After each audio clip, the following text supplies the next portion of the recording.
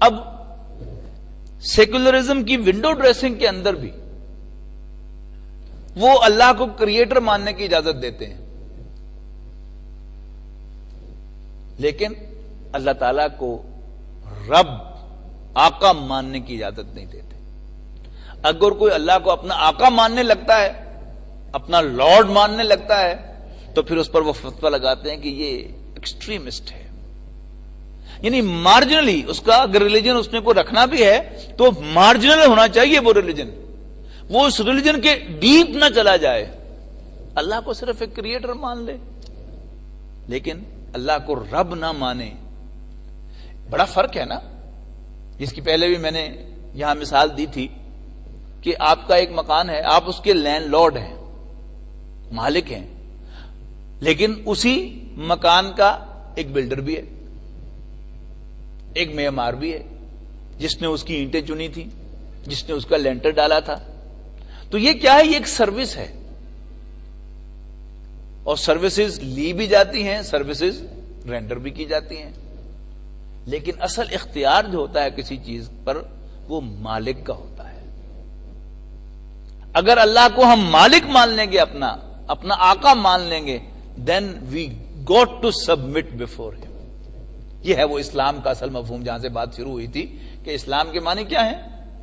رسول اللہ صلی اللہ علیہ وسلم کو اللہ کا پیغمبر مان کر آپ کی ڈائریکشن کے مطابق اللہ تعالیٰ کے سامنے سبمٹ کر دینا، یہ کیا ہے؟ یہ اسلام ہے، یہ اللہ کو رب ماننے کا تقاضا ہے، جبکہ سیکولرزم اپنی اس ونڈو ڈریسنگ کے مطابق بھی کہ آپ کو اللہ کو رب ماننے کی اجازت نہیں دے گی۔ اگر آپ اللہ کو رب مانیں گے تو اٹ مینز کہ آپ بالکل ایکسٹریمسٹ ہیں، آپ انتہا پر جا رہے ہیں، یہ غلط ہے، لہذا آپ فنڈامنٹلسٹ ہیں، اور آپ جو ہیں وہ لائبل ٹو پنشمنٹ ہیں، اور پھر جب ان کا بس چلے گا تو آپ کو پکڑیں گے اور آپ کو سزا دیں گے۔ اسی طرح پھر ہر معاملہ جو ہے وہ اس کی زد میں آئے گا، یعنی اسلام صرف اللہ کو ماننا تھوڑا ہے، اسلام تو رسول اللہ صلی اللہ علیہ وسلم کو ماننے پر بیس کرتا ہے، اور اصل اسلام تو ہے ہی یہ کہ حضور صلی اللہ علیہ وسلم کو اللہ کا رسول مان کر آپ کی ہر لائی ہوئی ہر بات کو تسلیم کرتے ہوئے آپ کی ڈائریکشن میں اللہ کے حضور سبمٹ کرنا۔ اب ایمان برسالت، اس میں بھی وہ کہیں گے کہ مارجنلی مانو۔ اب وہ ایمان برسالت کا مارجنل ماننا کیا ہے؟ اس کے بڑا ایک فرق آپ محسوس کریں گے، یعنی پچھلے 15 سال لگ بھگ اگر آپ ذہن میں لائیں تو پی ٹی وی، ایک ہی ٹی وی ہوتا تھا اس وقت پاکستان میں، تو اس میں جو ربیع الاول کے پروگرام ہوتے تھے پہلے 12 دنوں کے، اس میں حضور صلی اللہ علیہ وسلم کی سیرت بیان ہوتی تھی ہر اینگل سے۔ لیکن اب پچھلے 10-15 سال سے آپ فرق محسوس کریں، وہ کیا ہے کہ ایک اینکر پرسن بیٹھا ہے اور وہ 3 مہمانوں کو یعنی منہ میں ان کے بات ڈالتا ہے کہ آپ یہ کہیں۔ پہلے مقرر سے مخاطب ہوگا اور ان سے کہے گا کہ جی واہ واہ، کیا کہنے رسول اللہ صلی اللہ علیہ وسلم کی، آپ کا اخلاق، آپ کا کردار، آپ کا اخلاق کیا کہنے اس کے، آپ کی سچائی، آپ کے دشمن بھی آپ کو الصادق کہتے تھے، تو آپ حضور صلی اللہ علیہ وسلم کی سچائی کے بارے میں کیا ارشاد فرمائیں گے؟ اب حضور صلی اللہ علیہ وسلم انتہائی سچے انسان ہیں، بہت کچھ ہے ان کے بارے میں، ان کی سچائی کے بارے میں کہنے کے لیے، تو 5 منٹ آپ کو دے کر اب زیادہ ہی سچائی بیان کرنے لگیں گے، فوراً دوسرے مقرر کو وہ دعوت دے گا کہ واہ جی واہ، حضور صلی اللہ علیہ وسلم کے کیا کہنے کہ آپ کے دشمن بھی آپ کے پاس امانت رکھواتے تھے، تو آپ کچھ حضور صلی اللہ علیہ وسلم کی امانت داری کے بارے میں ارشاد فرمائیں گے۔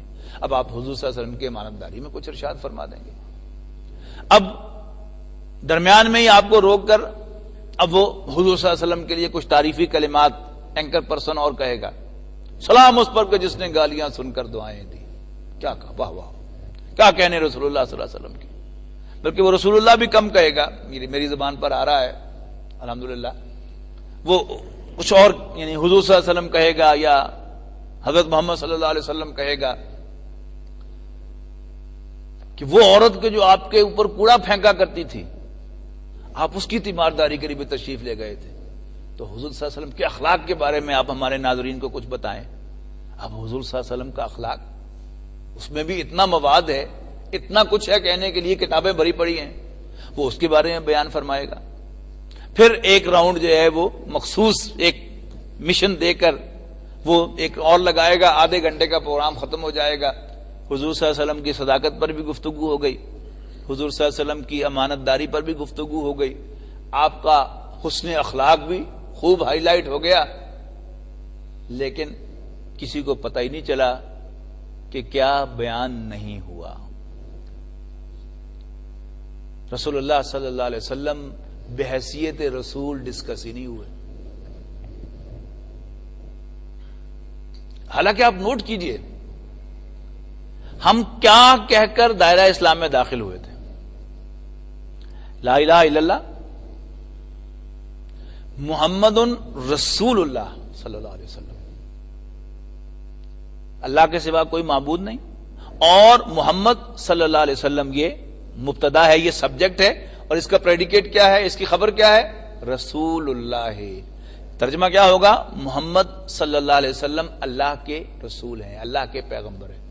کیا ہم میں سے کوئی یہ کہہ کر کہ محمد سچے اور امانت دار تھے دائرہ اسلام میں داخل ہوا تھا؟ حالانکہ آپ سب مانتے ہیں، یعنی ان ایڈیشن ہم مانتے ہیں کہ حضور صلی اللہ علیہ وسلم انتہائی سچے بھی تھے. ان ایڈیشن ہمارا یقین ہے کہ حضور صلی اللہ علیہ وسلم انتہائی امانت دار بھی تھے، آپ نے کبھی خیانت نہیں کی. ہمارا یقین ہے کہ حضور صلی اللہ علیہ وسلم جیسا با اخلاق شخص کوئی پیدا نہیں ہوا. لیکن دائرہ اسلام کی شرط کیا ہے؟ دائرہ اسلام کی شرط محمد بن عبداللہ بن عبد المطلب صلی اللہ علیہ وسلم کو اللہ کا رسول ماننا ہے. تو اب ہم یہ دیکھ رہے ہیں کہ اس کا ذکر جو ہے وہ ختم ہوا ہے. ذکر ختم ہونے کا مطلب کیا ہے کہ اب حضور صلی اللہ علیہ وسلم کی یہ حیثیت ذرا بیک گراؤنڈ میں جا رہی ہے آہستہ آہستہ.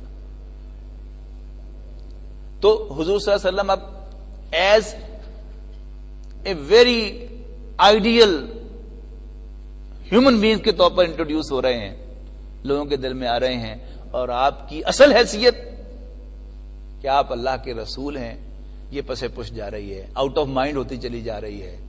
اور ایک وقت آئے گا کہ ہمارا سیکولر مائنڈ کھل کر بھی یہ کہے گا کہ نہیں، پیغمبر نہیں تھے.